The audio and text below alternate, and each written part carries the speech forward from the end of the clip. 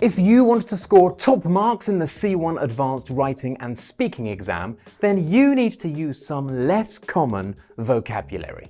So, to help you, here is a list of 10 less common verbs with simple meanings that you can use to smash your C1 Advanced Cambridge exam. If you elucidate on something, then you explain it in detail. You could use this verb in your introductions to your reports, proposals, and essays. For example, if you are writing a proposal for an awareness campaign, you could say, "This proposal has been written for the school president. It will introduce a novel idea for an advertisement campaign to attract more students to the school, elucidating on what it should cover and why it would be successful." Or, if you're writing an essay about the role celebrities have in society, you could say, "Owing to the proliferation of social media, celebrities have become more influential than ever. This essay will elucidate on 2 ways in which celebrities have had a negative impact on society, and demonstrate which has been most harmful." And now I have elucidated on the various ways you could use elucidate in your C1 Advanced Writing exam.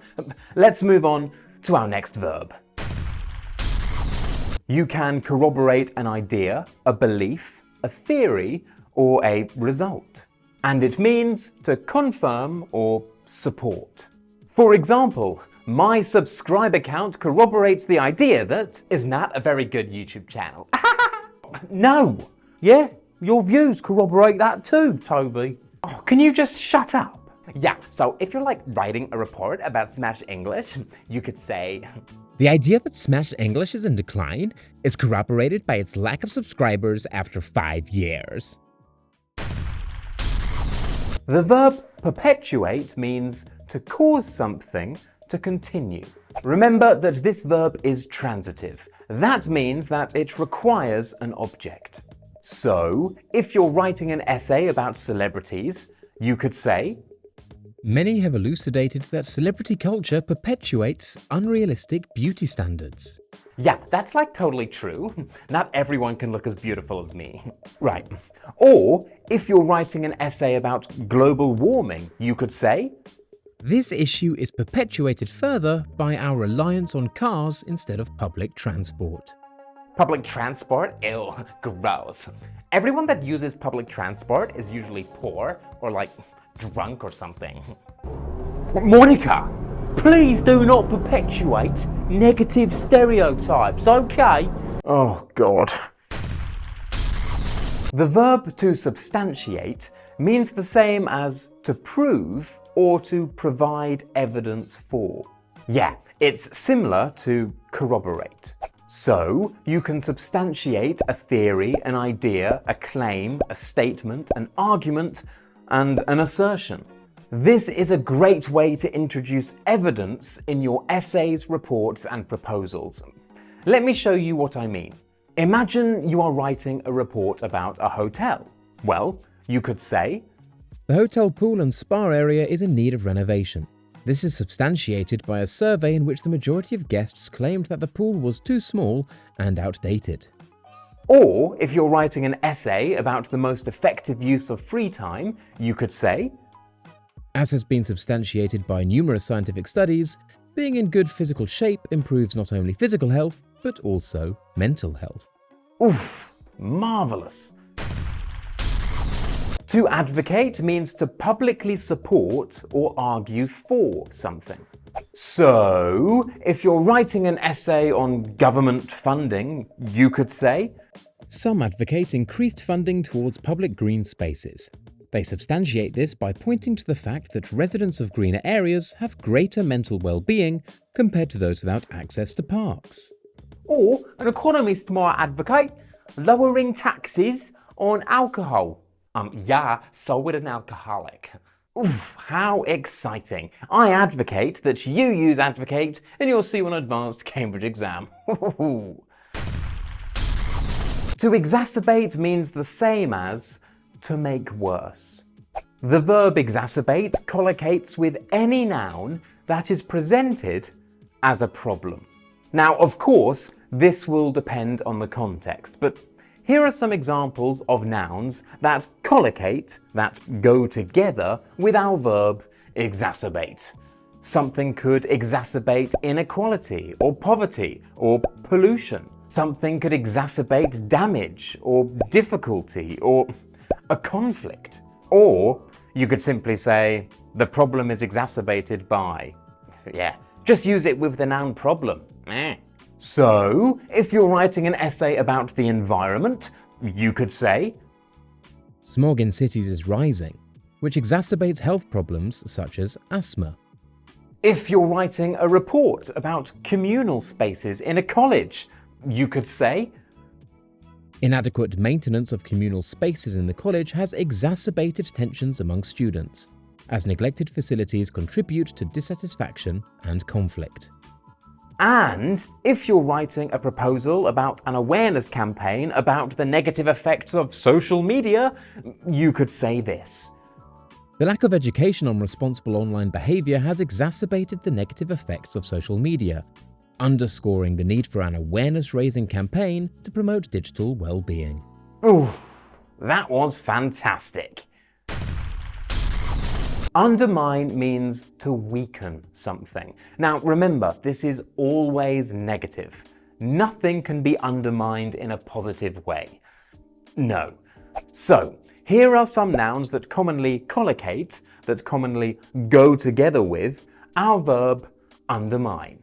Effectiveness, efficiency, or trust. Security, stability, or progress. Again, the verb undermine means to make something weaker or less effective. So if something undermines a country's national security, then it weakens the country's national security. If something undermines the effectiveness of something, then something reduces the effectiveness of something. Let's imagine then that we are writing an essay about pollution. We could say, Efforts to discourage car use may be undermined by poor access to public transport. Or maybe we're writing a report about communal spaces at a college. While students agree that the food served at the canteen is healthy, this benefit is undermined by overcrowding and a lack of seating.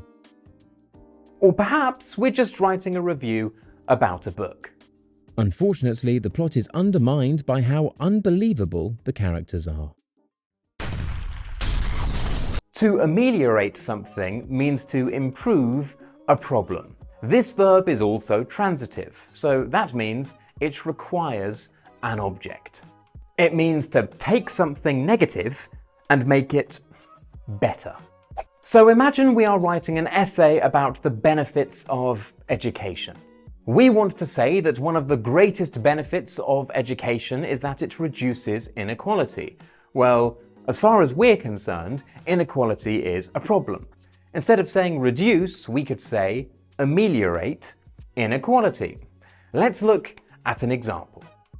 Additionally, education can ameliorate social inequalities by providing equal opportunities for all citizens.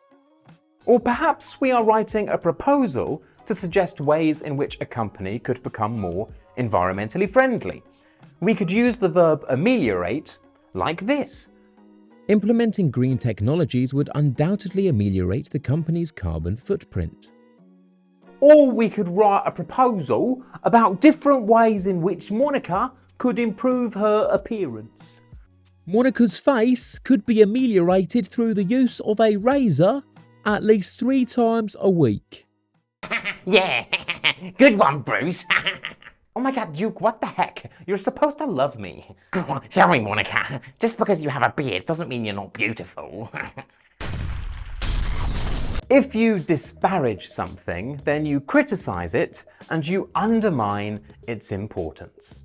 Yeah, for example, Bruce often disparages my contributions to Smash English, but everybody knows this channel would be dead without me. It's dead already, Monica. Have you seen the analytics? So, when you are writing an essay and you want to present the opinions of people who are critical about something, you could say, Art is often disparaged as a school subject, with critics arguing that more time should be spent on fields such as maths or science. Look, you guys, you can disparage me all you want, but people love me. Check out these comments. We all love Monica. Monica is so cute. Monica is always helpful. Monica is great. You should give her C3 immediately. Where's Monica? We miss her. To be fair, Monica, you're right. The people love you. I even found this girl who donated money, real money, for you to buy a razor. People love ya. Oh my God, shut up.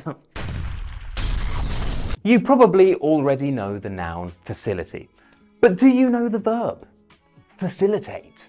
Well, if not, keep watching because I am going to teach you it. Ooh. To facilitate something means to make a process or an action easier.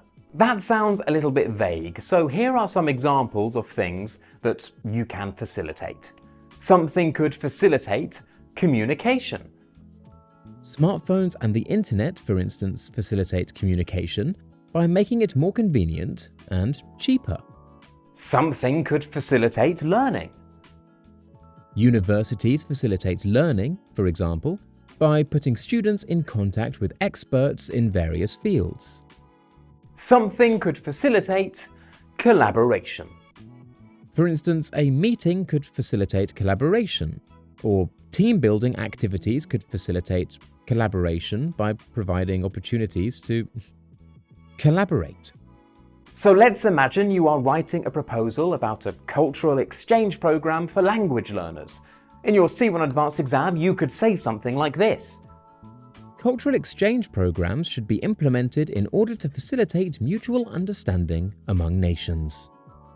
Oh yeah, and Smash English can facilitate you in smashing your C1 Advanced Cambridge exam. Oh my God, Mr. Toby, you're like so cringe. And there we have it. Those were 10 less common C1 Advanced verbs that you now know. If you liked the video, don't forget to smash that like button, subscribe if you haven't already, leave a comment down below. My name is Toby and this was Smash English.